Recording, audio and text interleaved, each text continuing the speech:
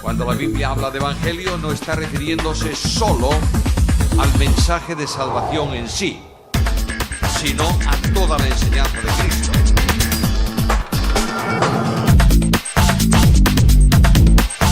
Hay hombres a quienes Dios llama para encomendarles una determinada misión.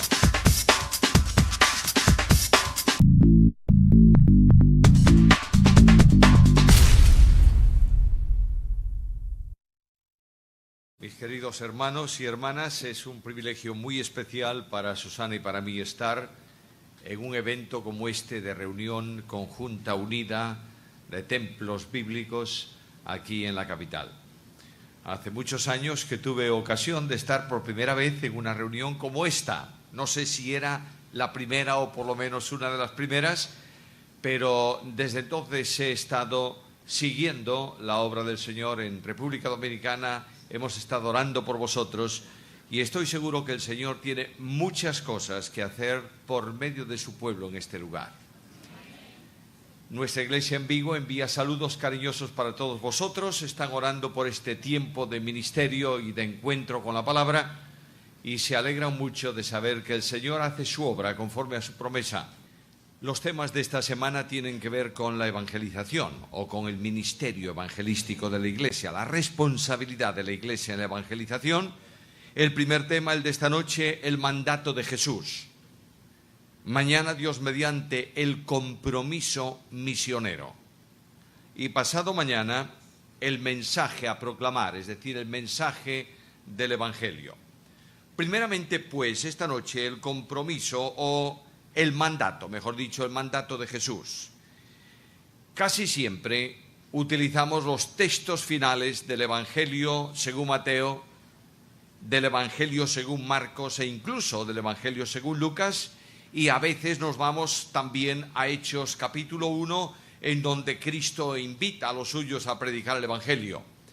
Pero esos mandatos, esas instrucciones de Jesús en un determinado momento de su vida, después de la resurrección, tienen un antecedente en el pensamiento que Cristo tiene para la Iglesia. En Juan capítulo 17 y versículo 18. Este es el texto al que quiero referirme hoy. Evangelio según Juan, capítulo 17 y versículo 18. Dice así la palabra del Señor: como tú me enviaste al mundo, no dice así yo los envío. Dice así yo los he enviado. No se trata de una petición de Cristo. Se trata de una determinación de Cristo. A lo largo de este capítulo, como sabéis muy bien todos los que estudiáis la Biblia, Cristo expresa 10 condiciones, 10 características que la Iglesia tiene que tener. Dialoga con el Padre. La oración de Cristo no es una oración de intercesión simplemente, ni una oración sacerdotal. Es la oración en la que un siervo rinde cuentas de su ministerio.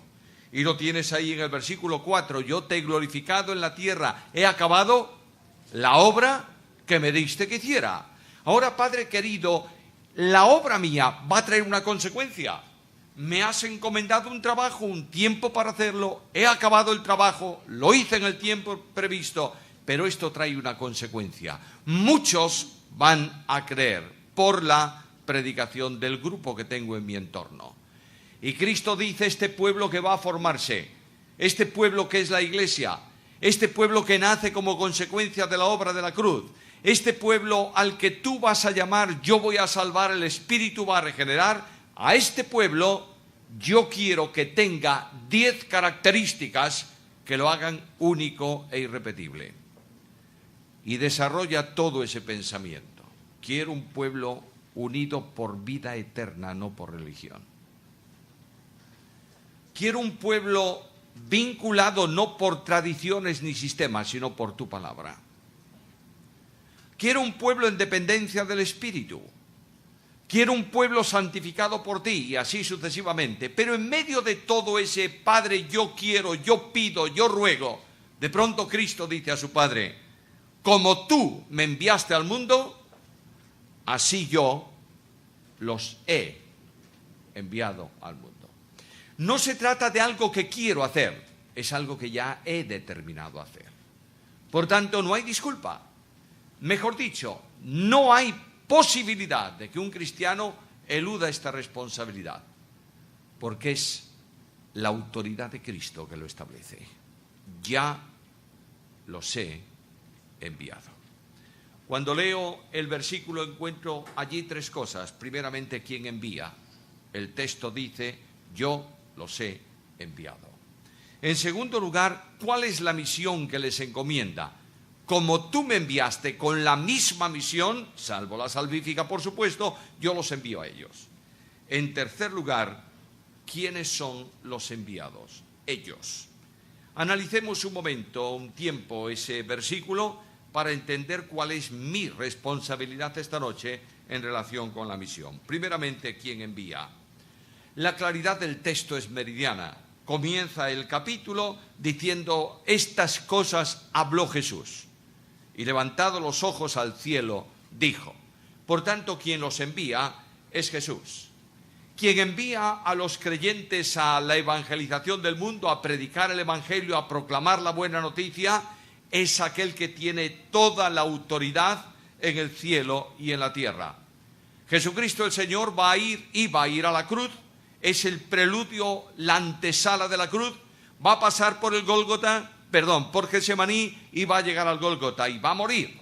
Cristo viene para dar su vida en propiciación por el pecado del mundo. Muere el Señor y resucita el Señor. Antes de la muerte de Cristo, el discurso de Jesús era un discurso de siervo humilde. De manera que Cristo dice permanentemente, no busco mi gloria, sino la gloria del que me envió. No he venido para ser servido, sino para servir y para dar mi vida en rescate por muchos. Pero concluye el discurso del siervo, concluye en la cruz.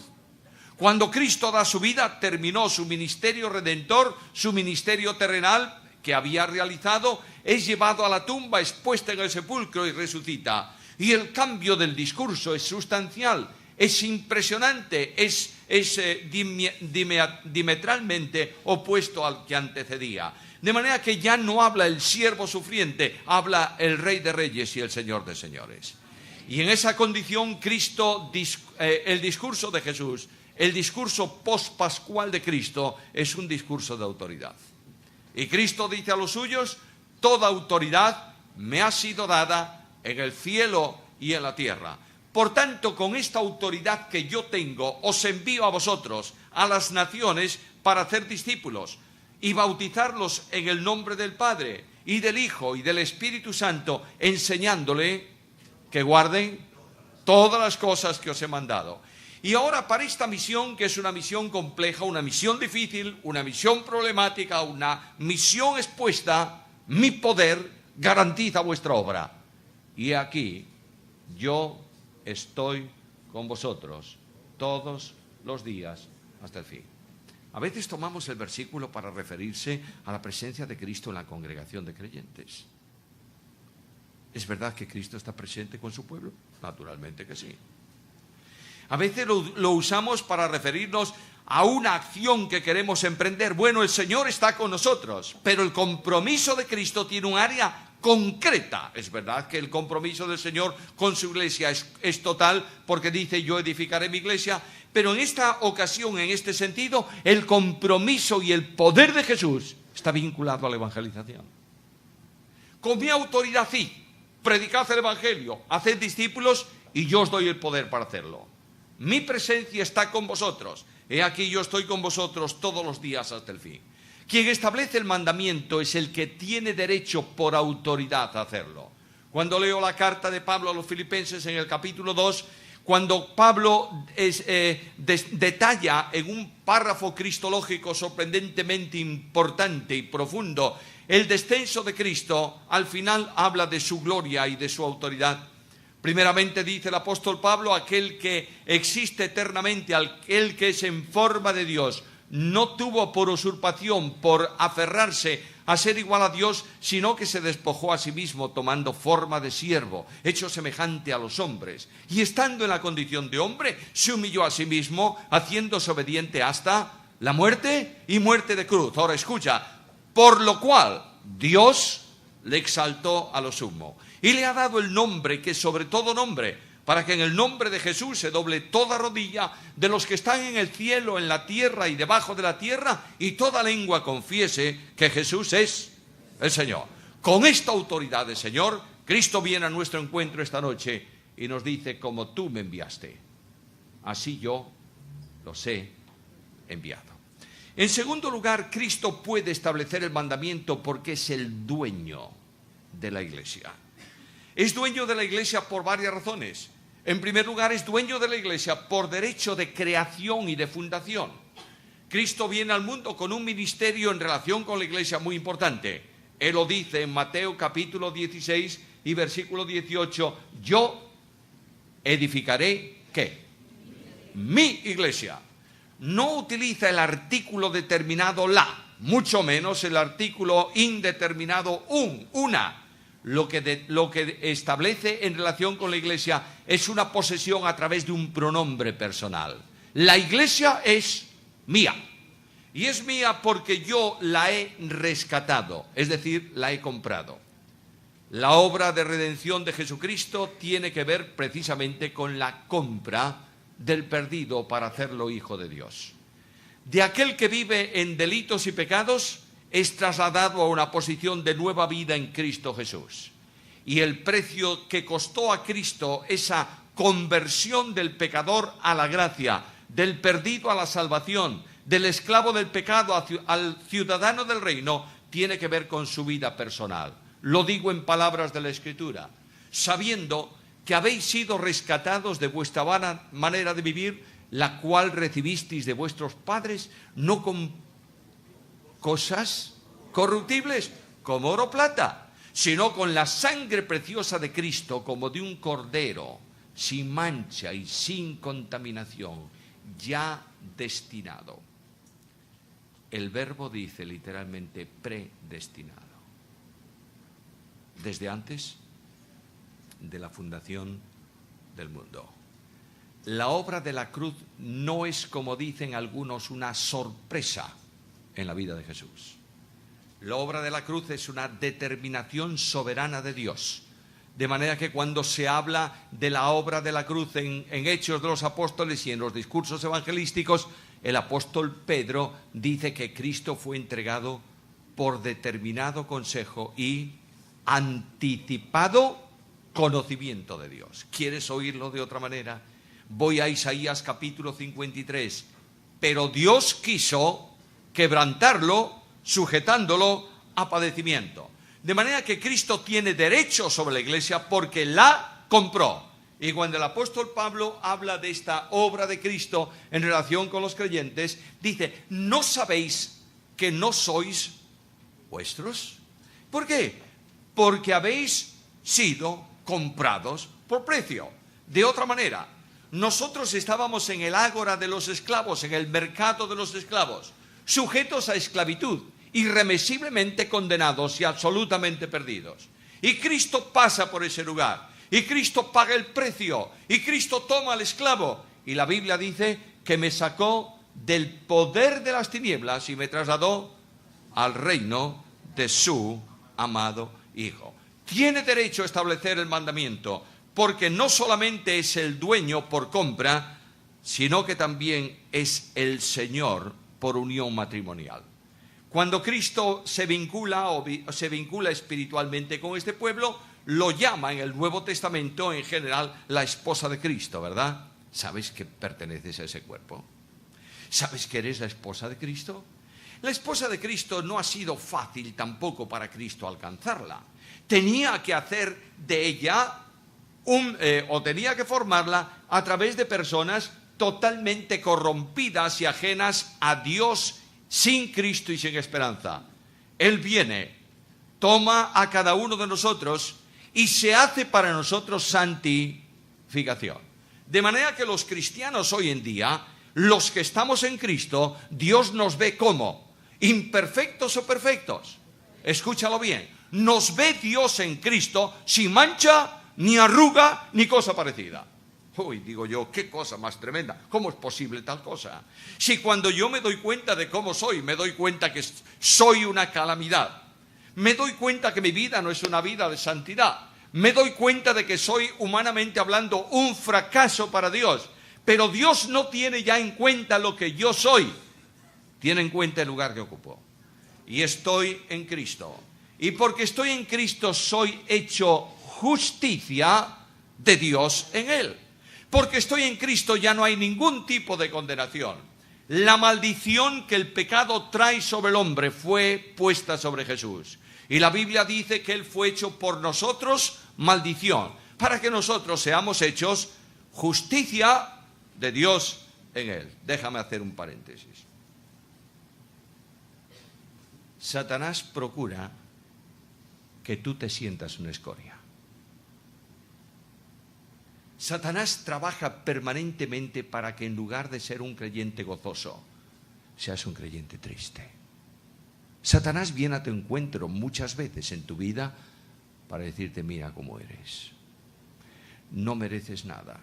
Y vienes especialmente a la reunión de adoración y alabanza con un corazón encogido, un alma triste y una situación de desamparo espiritual. Y guardas silencio y te sientas en el banco y no cantas siquiera por la tristeza de un alma que se siente sucia delante de Dios. Amado mío, Dios te ha hecho limpio en Cristo. Tus pecados han sido perdonados.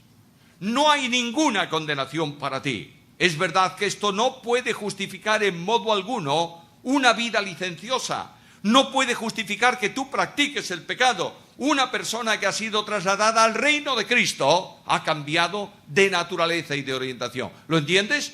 Pero quiero decirte que el apóstol Pablo, el gran apóstol Pablo, no había alcanzado la perfección. Y dice, no es que lo haya alcanzado. Prosigo al blanco. Por tanto, cuando el tentador venga mañana por la mañana o pasado mañana, sobre todo el domingo por la mañana, venga a decirte, mira lo que eres, dile, naturalmente, soy así. No, soy peor de lo que tú dices, pero la sangre de Jesucristo me limpia de todo pecado. Y entra con gozo a la presencia de Dios. Dios necesita gente gozosa para predicar un evangelio de libertad. La cara triste y larga de un pietismo trasnochado.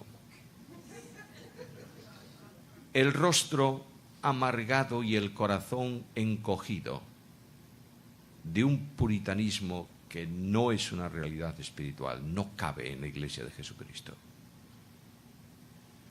La Iglesia de Jesucristo vive el gozo de la salvación en Cristo. Reconoce sus miserias, pero no está pensando en su pecado, sino en el lugar que ocupa en Cristo Jesús. El Señor tiene derecho a establecer el mandamiento también por otra razón, porque es la cabeza de la Iglesia. Oh, hermanos amados, ¿cuántos señores quieren enseñorearse de la Iglesia? Hay cientos de personas que se creen dueños de las congregaciones.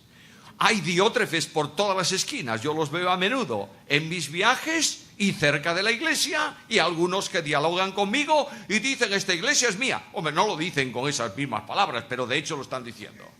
Quiero decirte que la Iglesia de Jesucristo tiene una sola cabeza. ¿Quién es? Cristo. Tiene una sola autoridad, el Espíritu Santo, vicario de Cristo. Tiene un solo manual de conducta al que tenemos que acudir y al que hay que obedecer, que es la Escritura. Las autoridades en la Iglesia son tres y las tres divinas. No hay en la Iglesia de Cristo autoridad humana ninguna. Los hombres, los líderes en la Iglesia, los pastores, los ancianos, ejercen autoridad. Y la Biblia dice que debemos obedecer a nuestros pastores. ¿Por qué?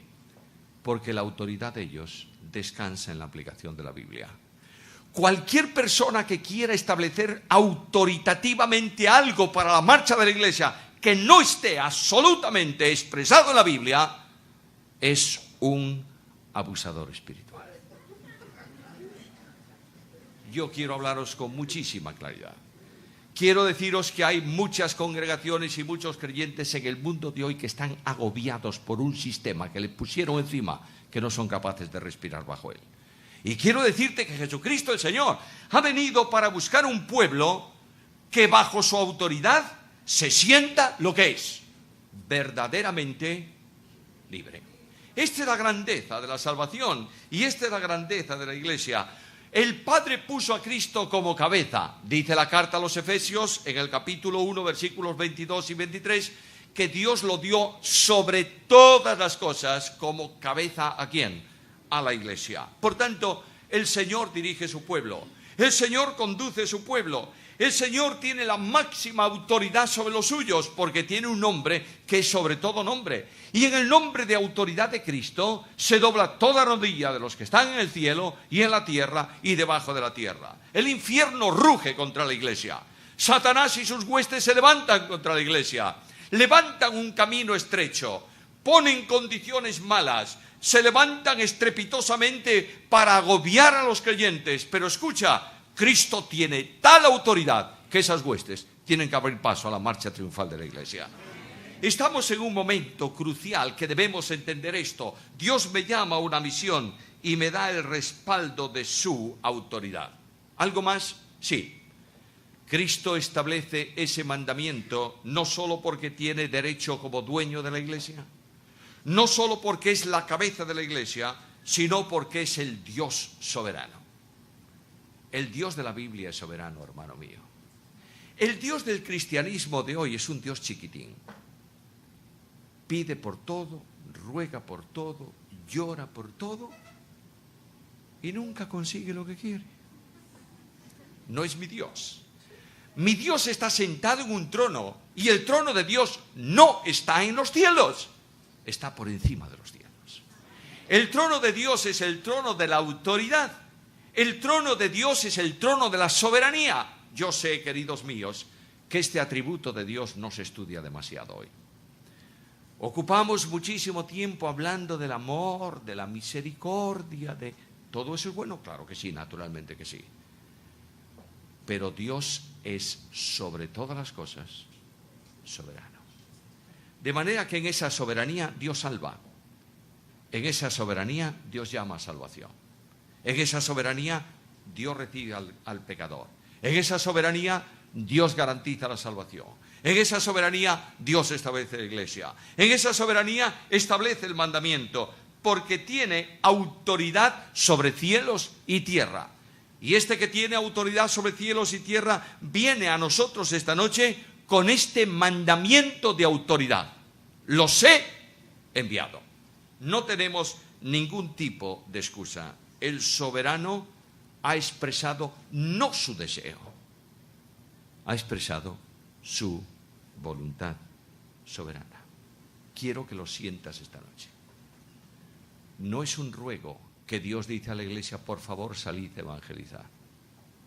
No es una petición que Dios hace a esta congregación esta noche, es un mandamiento. Como tú me enviaste, así yo los he enviado. Voy a terminar el primer punto, pero quiero enfatizar algo. No hay ningún lugar en la Biblia que diga que Dios ruega. ¿Tienes un texto que lo diga?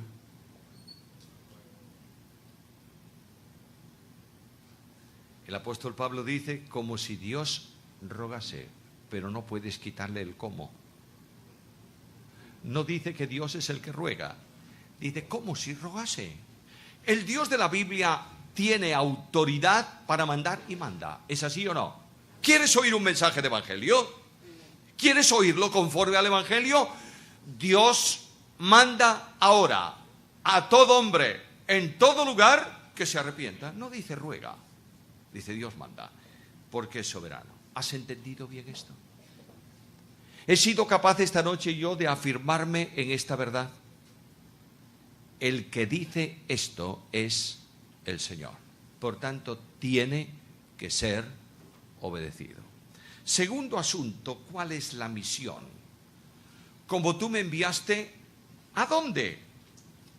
Versículo 18. Como tú me enviaste al mundo, así yo los he enviado. Luego, el lugar a donde nos manda es al mundo. Y nos dice que nos manda con una misión como la suya, como tú me mandaste, para el ministerio que me mandaste, para la obra que me mandaste, así los mando yo. Ahora tengo que preguntarme esta noche, ¿cuál es la misión que Cristo trae cuando es enviado del cielo a la tierra? Es una misión triple. En primer lugar, es una misión de salvación. No lo digo por orden de importancia, los números simplemente. ¿Puedo yo salir al mundo en misión de salvación? No. La salvación está hecha. El sacrificio de Cristo es único e irrepetible. Esa misión no es mi misión. Él es el Salvador. Yo soy un pecador que he sido salvo por gracia mediante la fe. En segundo lugar, me manda con un ministerio que ha sido el suyo. Cuando Marcos presenta a Cristo, dice que vino Jesús después de la muerte de Juan, ¿haciendo qué cosa? Predicando el evangelio del reino. Algunos te dirán que el evangelio que Cristo predicaba era el evangelio que predicaba Juan, pero no es nuestro evangelio. Era el evangelio que anunciaba el reino mesiánico de Jesucristo y su implantación en la tierra. ¿Es así? ¿Cuál era el mensaje de Juan en cuanto al evangelio? Es un mensaje con 2 puntos. A mí me gustan 3, a él tenía 2. Primero, arrepentíos, porque el reino de los cielos se ha acercado. Segundo punto, he aquí el Cordero de Dios que quita. Es mi evangelio. No tengo otro. Yo estoy llamando a los hombres a la fe conforme al mandato de Cristo y estoy apuntando a Cristo y diciéndoles, he aquí el Cordero de Dios que quita el pecado del mundo. Mi hermano amado, queridísimo mío, no hay distintos evangelios, hay uno solo. La Biblia dice que el evangelio de Dios es el evangelio eterno. Y cuando vas a Apocalipsis encuentras a un ángel que proclama ¿qué evangelio? El evangelio eterno. ¿Por qué? Porque el evangelio es el mensaje expresivo del plan de redención que es eterno. Y porque el evangelio es el mensaje que procede de Dios, que es eterno. De manera que el evangelio de Dios, dice Pablo, es inalterable. No podemos modificarlo. Lo veremos una de estas noches. Me envía al mundo para la misión de evangelización. ¿Y qué más? En tercer lugar, Cristo vino al mundo para revelar al Padre. Y ahí en el capítulo 1 del Evangelio según Juan, comienza desde la gloria eterna del Verbo, viene a la humanidad del Verbo en el versículo 14, y después en el 18 dice que este Dios que es absolutamente invisible es revelado por el Verbo encarnado. Cristo viene al mundo para revelar al Padre. De manera que en el silencio o en la acción, en la enseñanza o en su vida, el Padre es revelado. Los hombres que quisieron conocer a Dios en la antigüedad no les fue demasiado fácil. Un día Dios viene a visitarlos. ¿Recuerdas el Sinaí? Dios viene a visitar a su pueblo, quiere charlar con su pueblo. Pero claro, aquel Dios de gloria, de magnificencia, de impresionante majestad hace que el monte Sinaí tiemble. Y además hay oscuridad que rodea el monte. Y sonido impresionante de bocina. Y relámpagos y truenos. Y Dios dijo a Moisés, marca un perímetro delante del monte. Nadie se atreva a pasar eso. Bueno, Señor, este pueblo tiene ovejas, tiene ganado. Y si un ganado entra, ¿podemos pasar a buscarlo? Ese animal será muerto, pero no será buscado. Y claro está, el pueblo de Israel contempla eso. Dios invita a los ancianos a ir con Moisés y cuando termina la visita, ¿qué dicen a Moisés? Nunca más, tú solo. Nosotros no, porque ese Dios es tan imponente que te hace temblar, ¿es así? Y de pronto Dios, que ha estado en el silencio del hombre, el hombre rompió el diálogo de la comunión con Dios por el pecado, Dios decide que nunca más se rompa ese diálogo. Y para que esto no ocurra, envía a su Hijo, el Verbo, la palabra, manifestado en carne, para que el diálogo con el hombre nunca se interrumpa más.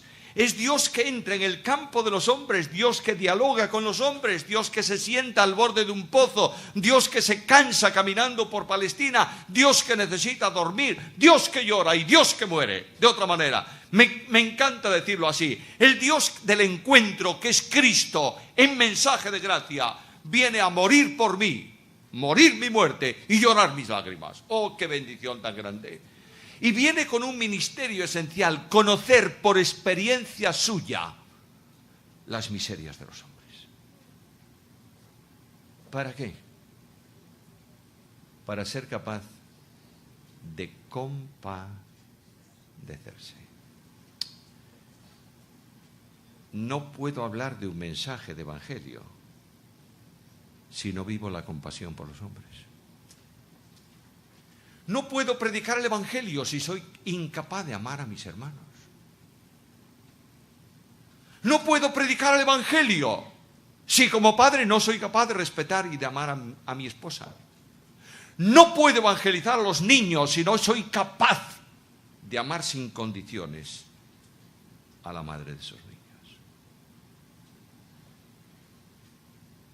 Basta de hipocresía espiritual. Cristo amó, de modo que cuando tú quieres saber cómo ama a Dios, mira a Cristo. Cristo perdonó, ¿quieres saber cómo perdona a Dios? Mira a Cristo. Cristo enseñó, ¿quieres saber cuál es la enseñanza de Dios? Mira a Jesús. Es decir, al final de todo este tiempo, a través de un hombre como tú y como yo, para que podamos entenderlo y comprenderlo, Dios se reveló. Y Cristo dice, yo os mando con un mensaje revelado. Porque el evangelio no es hablar de Dios, es manifestar a Dios de tal forma que los hombres entren en contacto con Dios. Porque la vida eterna es que te conozcan a ti, el único Dios verdadero, y a Jesucristo, a quien tú has enviado. Ahora me manda al mundo. ¿Qué es el mundo? Bueno, el mundo es una esfera donde se desarrolla el sistema organizado por Satanás. Y donde el príncipe de este mundo es Satanás. De manera que no me manda a un sitio fácil, me manda a un sitio muy complicado, donde las personas que viven son esclavizadas por el pecado. Y son personas que ni creen ni quieren creer, no aman ni quieren amar. Este es el mundo. El mundo ignora a Dios y las personas ignorando a Dios viven vidas de corrupción, ¿sí o no? Naturalmente que sí. Este es el mundo que tiene además una sabiduría propia contraria totalmente a la sabiduría de Dios. Escucha Pablo, pues ya que en la sabiduría de Dios el mundo no conoció a Dios mediante la sabiduría, agradó a Dios salvar a los creyentes. ¿Por qué? Por la locura de la predicación. Vaya problema. No es bastante con que me mande a un mundo rebelde, me manda a un mundo que el mensaje que le voy a decir para el mundo es locura. Y claro está, esto se manifiesta clarísimamente, porque en ese mundo, el Dios del mundo, ¿quién es? El diablo, y es un lugar caracterizado por rebelión, perversión e incapacidad. El mensaje de la cruz es locura. ¿Para quién? Para todos. De modo que cuando Pablo predicaba el mensaje de la cruz a los judíos y les decía, señores judíos, el Mesías, el Hijo de Dios, ha venido y murió por vosotros y por los gentiles en la cruz. ¿Qué dicen los judíos? Locura. Porque el Mesías no viene para morir, viene para reinar. Locura. No me vale. Le predica Pablo el Evangelio a los griegos. Señores griegos, ¿saben una cosa? ¿Cuántos dioses tienen ustedes? 1000 no sé cuántos. Quiero decirles algo importante. Son el menor. Y los griegos dicen, ¡qué bueno! No tengo que andar pensando en días ni en templo, uno solo. ¿Cuántas digo? Y Pablo dice, ¿y ese Dios tiene un hijo solo? Y el griego, que está acostumbrado a que sus dioses vengan a la tierra y disfruten de lo mejor de la tierra, del mejor vino y lleven consigo las mejores mujeres, dice, hijos, ¿cómo debe vivir ese hijo? Y de pronto Pablo les dice, ese hijo vino a morir por ustedes. Y ahora Pablo va a predicar a los romanos. Y le dice a los romanos, señores romanos, ustedes son libres. Claro que sí. Somos el imperio. Sujetamos a los pueblos. Tenemos autoridad. Hacemos lo que queremos. Somos libres. Pablo dice, no, son esclavos. ¿Cómo esclavos? Sí, son esclavos. Y el romano dice, a ver, explícame, ¿y cómo voy a ser libre de la esclavitud? Porque un esclavo judío murió por ti en una cruz. Locura. El mensaje de la cruz no encuentra cabida en la inteligencia del hombre. Por eso Pablo dice que como el hombre sabio no es capaz de salir de su problema, Dios lo salva por la locura de la predicación. Ahora me comisiona con una misión evangelizadora. Hablaré de este mensaje una de estas noches, pero permíteme recordarte algo por si no vienes. El mensaje que yo tengo que llevar al mundo es un mensaje basado en un hecho histórico producido en la historia de los hombres por determinación de Dios. Tengo que decir a los hombres lo que Pablo dice en Gálatas 4:4, cuando vino el cumplimiento del tiempo. Tengo que decirle a los hombres que el mensaje del Evangelio presenta al hombre en su situación real. El humanismo de nuestros días presenta al hombre en un plano superior a lo que le corresponde, no importa cuál sea el tipo de humanismo. Pero la Biblia dice que el hombre es pecador, perdido en sus delitos y en sus pecados, lo dice la Biblia. La Biblia dice que el hombre es incapaz, por todos los esfuerzos que haga, de superar esa condición. Quiero decirte que la Biblia enseña que el hombre es un ser depravado, en el sentido de que no puede hacer absolutamente nada para ser salvo. Tengo que decir a los hombres que la Biblia enseña, que el mensaje del Evangelio enseña la condenación del pecador. La paga del pecado, ¿qué es? Muerte. No gusta esto, ¿eh? En España no gusta. Decirle a la gente de hoy que es pecadora, ya se sonríe. Pero decirle que van al infierno, se sonríe más. Dice, pero este hombre, ¿en qué siglo vive? Me lo dijeron. Lo que quiero decirte es que este es el mensaje del Evangelio que sitúa al hombre. Yo quiero pedirte algo, por amor de tu alma. No toques el mensaje. No te atrevas a cambiar este concepto del hombre. Dios no te ha llamado a alzar al hombre, te ha llamado a poner al hombre en su lugar. Segunda cosa, el mensaje presenta la obra redentora de Jesucristo. Dios interviniendo. Dios viniendo en gracia a buscar al hombre. ¿Por qué? Porque en gracia determinó hacerlo antes de la creación. De manera que Dios viene al encuentro del hombre porque la salvación es suya y no del hombre. La salvación es de Jehová. Es decir, todo cuanto tiene que ver con salvación, ¿de quién procede? De Dios. Es Dios que toma la iniciativa. Nunca ha sido el hombre el que tomó la iniciativa en el plan de salvación. Es Dios que lo hace. Es Dios que, porque el hombre no viene a buscarlo a Él, porque el hombre no quiere buscar a Dios, es Dios quien viene a buscarlo. El Hijo del Hombre vino para buscar y salvar lo que se había perdido. Esta iniciativa de Dios establece quién salvaría, cómo salvaría y cuándo salvaría. Lo primero que establece Dios es quién salvará al hombre, la segunda persona de la deidad en su naturaleza humana. Segundo, ¿cómo lo salvaría? Mencioné antes el versículo, sabiendo que habéis sido rescatados de vuestra vana manera de vivir. O de otra manera, Dios nos salvó dando su vida por nosotros. En tercer lugar, responde a la pregunta, ¿cuándo? Los hombres miramos siempre el tiempo, somos esclavos del tiempo, y un día, en la soberanía de Dios, el tiempo de Dios, determinado por Dios, sintoniza con el tiempo de los hombres. Cuando vino el cumplimiento del tiempo. Dios habla de la reconciliación producida en la cruz. Quiero que tengamos claro que en la cruz del Calvario Cristo es mi sustituto personal. Quiero que sepáis que en la cruz del Calvario Dios traslada a la cuenta de Cristo la responsabilidad penal del pecado del mundo. ¿Para qué? Para hacer salvable a todo hombre. La grandeza del Evangelio es que no hay limitaciones en la salvación. La grandeza del Evangelio es una enseñanza clarísima. El Hijo de Dios murió por todos o por algunos, por todos, especialmente por los creyentes, dice la Escritura. No hay posibilidad de hablar con la Biblia abierta delante de una redención limitada. No hay posibilidad de hablar con la Biblia abierta de una exclusión de algunos para condenación. No hay posibilidad de hablar con la Biblia abierta de que Dios en su soberanía eterna escogió a unos pocos para salvación y condenó inexcusablemente a todos para condenación. Eso no tiene ningún sustento bíblico. Alguno me dirá esta noche que no, Dios escogió a algunos para salvación. Sí, señor.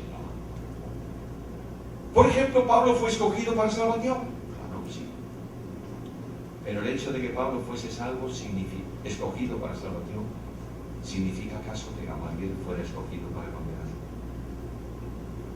La Biblia dice que Dios no quiere que el hombre se pierda.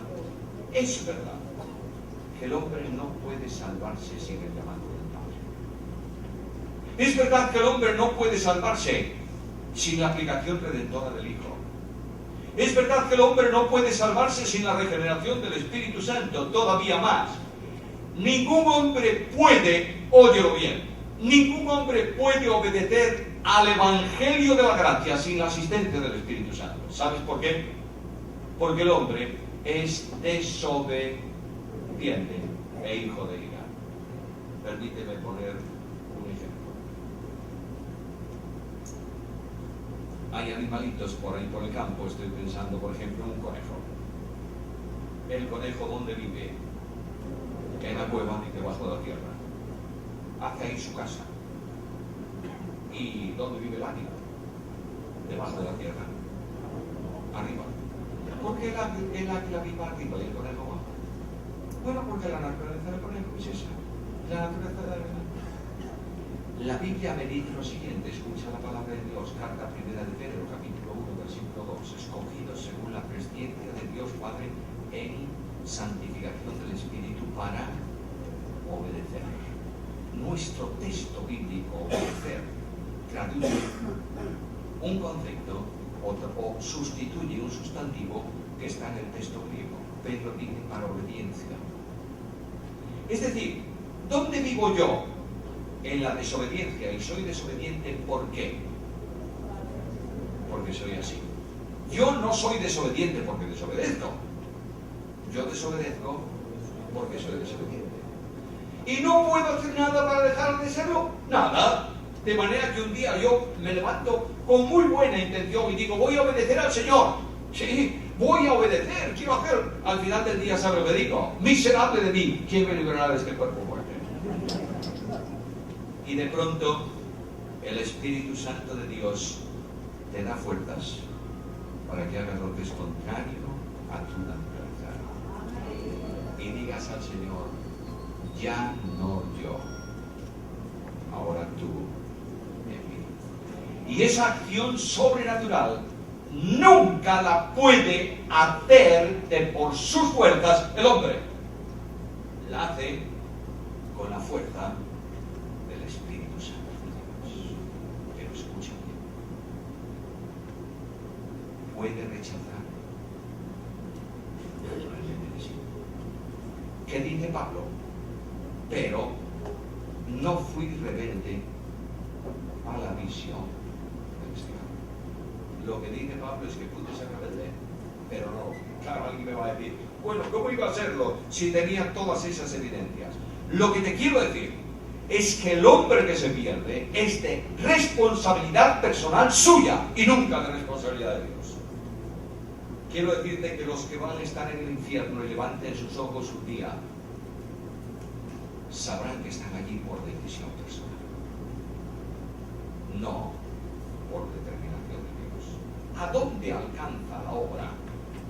Llevad la palabra, porque todo aquel que cree será salvo.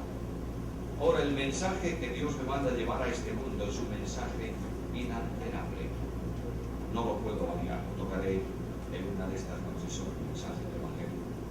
Pero quiero decirte que Dios manda a los suyos también con misión de testimonio. Escucha la Biblia. Voy a correr un poco, se está haciendo muy tarde. Para esto he nacido, dice Jesús, y para esto he venido al mundo, para dar testimonio de qué. De la verdad. Ahora escucha lo que dice Cristo a los suyos. Cuando venga el Consolador, a quien yo enviaré del Padre, el Espíritu de verdad, el cual procede del Padre, Él dará testimonio de mí. Y vosotros daréis testimonio también, porque habéis estado conmigo desde el principio. Luego, el testimonio de Cristo que revela al Padre, que testifica de Dios a los hombres, es mi responsabilidad, porque Cristo vive en mí. De otra manera, cuando Cristo viene, el primer gran testimonio de Cristo, ¿sabes cuál es? Un testimonio de luz. Yo soy la luz del mundo, y la luz brilló en las tinieblas, y los hombres amaron más las tinieblas que la luz. Ahora mira lo que dice Cristo: vosotros sois la luz del mundo. ¿Te das cuenta? No puedes brillar con tu luz personal. El mundo está harto de luces, de fuegos fatuos. Necesitas brillar con la única luz que tiene consistencia, que es la luz de Cristo. ¿Y cómo puedes tú brillar con la luz de Cristo? Porque Pablo dice: para mí el vivir es Cristo. De manera que porque Cristo se hace vida en mi vida, la luz de Cristo se reproduce en mí. Y yo soy, como Cristo, un testigo fiel y verdadero. En el sentido de que Cristo, el testigo fiel, se manifiesta en mi vida. Algo más. Como tú me enviaste, yo os envío, ¿verdad? ¿Cómo anduvo Cristo por la tierra? Pedro dice que pasó haciendo bienes. Y la Biblia dice que nosotros hemos sido ordenados para buenas obras, las cuales Dios preparó de antemano para que las hagamos. Para que las hagamos, ¿verdad? No. Para que anduviésemos. Una cosa es hacer, otra cosa es andar. Andar es un estilo de vida. De otra manera, a veces nosotros los creyentes somos muy especiales. Decimos: bueno, Dios hizo un almacén de obras, hoy me siento muy espiritual. Y abro la puerta de ese almacén y cojo media docena de obras. Hoy voy a hacer 6 obras buenas. Y a la noche digo: ¡qué fantástico soy! Mañana me levanto muy pobre de espíritu y digo: hoy nada. El único que obró el bien, el único que es bueno es Dios, es Cristo. En la medida en que tú vives a Cristo, no necesitas hacer ningún esfuerzo, estás obrando bien. Es necesario tomar este concepto, queridos, urgentemente. La Iglesia de Cristo ha perdido a Cristo de la Iglesia. La Iglesia de Cristo se ha extraviado en la teología fría sobre Cristo. La Iglesia de Cristo ha definido a Cristo. La Iglesia de Cristo ha hablado de los atributos de Cristo. La Iglesia de Cristo entró en la persona divina del Hijo de Dios manifestado en carne. La Iglesia de Cristo definió la unión hipostática. La Iglesia de Cristo definió a Cristo por todos los lados. Cristo no está para ser definido, está para ser vivido. Y lo hemos perdido. Y la primera prueba de que lo hemos perdido es que el amor de Cristo no está presente en la vida de la Iglesia. Hemos colocado un Cristo con una santidad estructurada.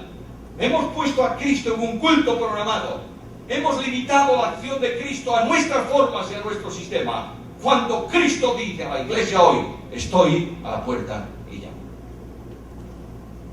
No va a haber ningún tipo de poder en la iglesia de Cristo mientras Cristo no sea verdaderamente el Señor.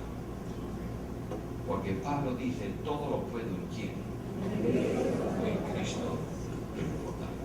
El mundo necesita de la luz de Jesús. Voy a terminar. Estaba una vez en una ocasión con un esfuerzo evangelístico en una ciudad. Habían alquilado un polideportivo. Estaba ese polideportivo lleno y a mí me llamó la atención ver que cuando la gente iba entrando, allí en la puerta había 2 cajones de cartón enormes llenos de velas. Y a medida que entraban, una vela, otra vela, llévenla, llévenla. Y al lado de la vela, una pequeñita caja con fósforo. Ya no sé cómo vais aquí. Fósforo.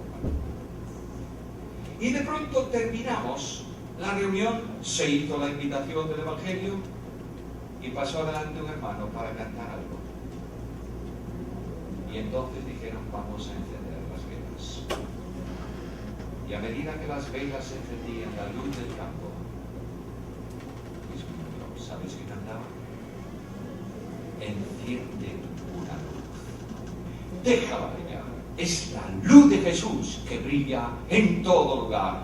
No la puedes detener, no la puedes dejar frente a tanta oscuridad. Enciende una luz en la oscuridad. Dios nos manda esta noche a brillar en las tinieblas. Por último, ¿quiénes son los enviados? Ellos. Yo los envío. ¿A quién? A ellos. Estos que van a ser enviados tienen una vinculación con Cristo, discipular. Cristo no vino para hacer cristianos solo, ha venido para hacer discípulos. Y por todo el mundo predicad y haced discípulos, seguidores del Maestro. Y estos discípulos predican a Cristo por 3 razones. Primeramente porque tienen clara la concienciación en cuanto a la identificación con Cristo. Vinculados con Cristo no pueden dejar de vivir a Cristo. De manera que como Cristo vino para predicar el Evangelio, como Cristo vino con un mensaje de testimonio, la consecuencia irremediable y definitiva es que tú tienes necesidad de predicar el Evangelio. ¿Sabes por qué? Porque el cristiano dice, para mí, el vivir es Cristo. Porque el cristiano dice, con Cristo estoy juntamente crucificado y ya no vivo yo, mas vive Cristo en mí. Y lo que ahora vivo en la carne, lo vivo en la fe del Hijo de Dios, el cual me amó y se entregó a sí mismo por mí. Conciencia de la identificación con Cristo.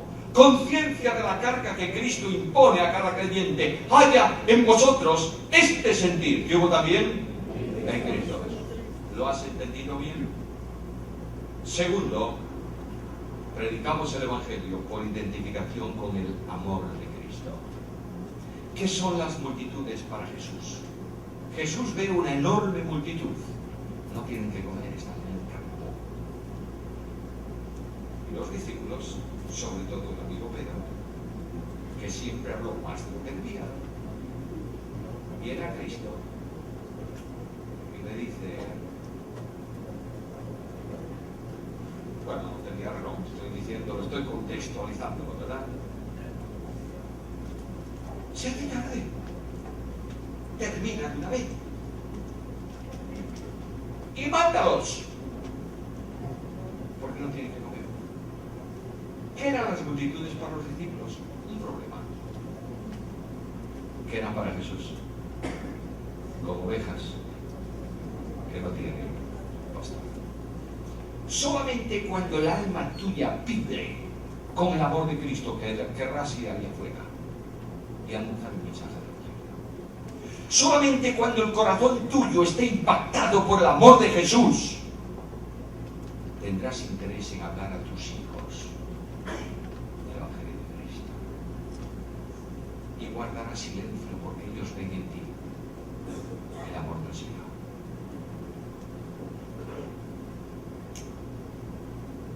Llevaba una noche después de la reunión de la iglesia, Diego llevaba a casa una hermana y su hijo.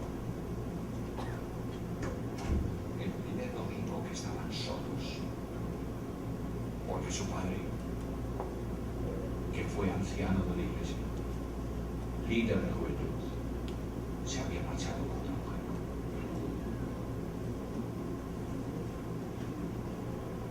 Llegué con el coche a la puerta de su edificio.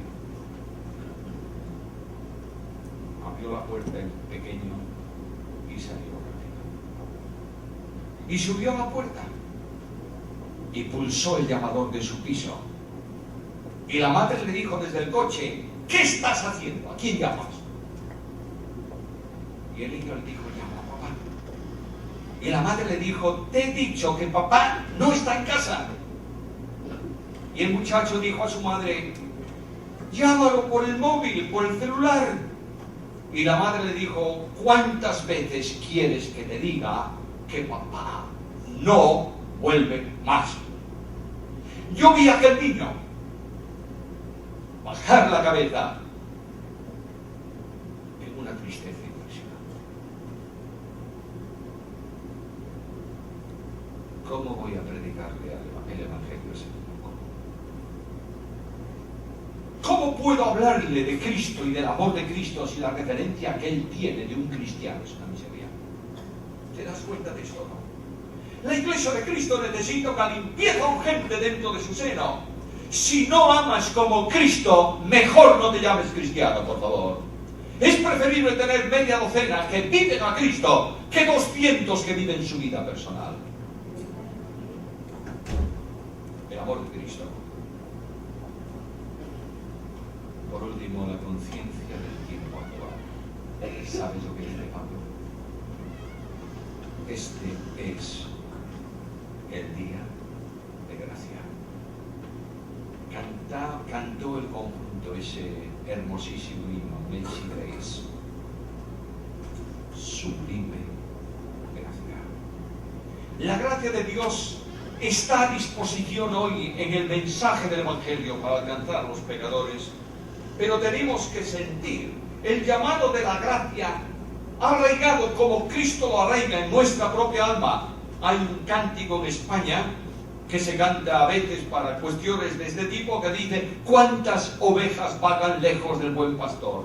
Por montes solitarios gimiendo de dolor, por bosques tenebrosos, con fieras alrededor, perdidas, sin consuelo, ovejas del Señor. Y el coro dice: venid, vamos a buscarlos de las sendas de maldad. Qué gozo poder al anochecer las ovejas ya contar. Esta es la gracia que impacta.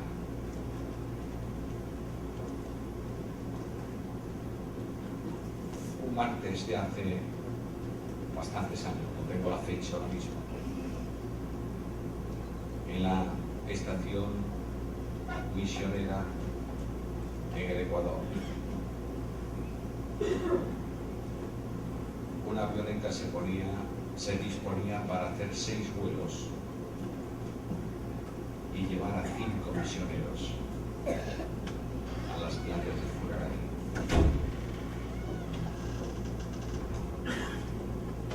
Antes de comenzar los vuelos, los matrimonios se reunieron en torno a la avioneta, se pusieron de rodillas, oraron y cantaron aquel himno: por fe yo voy, sintiendo mi flaqueza, mas en tu gracia apoyado estoy. En tu poder está mi fortaleza, descanso en ti, y en tu nombre voy. No sabieron más. Aquellos 5 hombres morían en la selva del Ecuador. ¿Sabéis cuál fue la pregunta que se hizo el mundo evangélico en todo el mundo? ¿Por qué? Años después, muchos años después, en el aniversario, en uno de los aniversarios, yo estaba predicando en la conferencia misionera del Ecuador. Una mañana, uno de los misioneros quiero presentarte a ti. Vino un indio, Lauca. Sus orejas largas, porque cuando creen en Cristo sacan el aro de madera y le quedan las orejas como si fuese la jaula para un loro, todo polvo alrededor de grandes. Vino no me dio la mano, ¿sabe lo que hizo? Me dio un abrazo. Y este creyente, este misionero me dijo, este hombre ha sido uno de los que lancearon a los misioneros.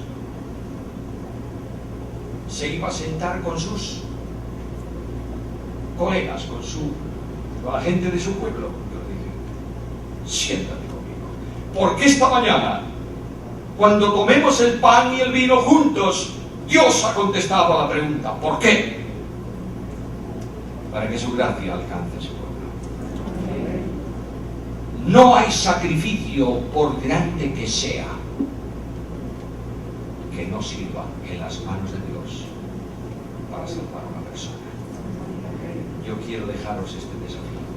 Esta noche el Señor ha venido a vuestro encuentro, os ha traído aquí, por favor, no para escuchar un sermón mejor o peor, eso no tiene importancia, no para salir de aquí con la cabeza llena de teología de la evangelización. Os ha llamado para preguntarnos, ¿estáis dispuestos a ser enviados y a salir? Para repetiros la pregunta del profeta, ¿quién irá? ¿Y a quién enviaré? Y es la hora de la decisión, la hora de la determinación. Hay jóvenes esta noche sentados en estos bancos, hay matrimonios jóvenes, hay hombres de mediana edad, hay gente mayor, no importa quién sea. Yo quiero pedirte en el nombre de Cristo una respuesta ya, ahora mismo, a la invitación del Señor. Y que tú digas a Cristo del fondo de tu alma, cuenta conmigo. Estoy. Mándame a donde quieras. Como dice el himno misionero que cantamos muchas veces, a donde quieras que vaya. Si vas conmigo, yo iré. Marca el camino que quieras, que junto a ti lo andaré. Yo espero que el Dios de gracia produzca en tu vida una respuesta esta noche. Y de aquí salga un pueblo cautivado por el mandato y dispuesto a la misión, a él la gloria. Cuando la Biblia habla de evangelio, no está refiriéndose solo al mensaje de salvación en sí, sino a toda la enseñanza de Cristo.